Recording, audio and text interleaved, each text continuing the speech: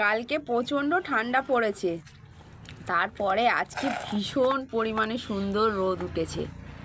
দেখো খেতে খেতে রোদটা চলে গেছে, আজকে একটু খেতে বেলা হয়েছে। এই দেখো কি রান্না হয়েছে, দেখো বেতে শাক হচ্ছে তোমার পেঁয়াজ শুকনো লঙ্কা দিয়ে ভাজা হয়েছে।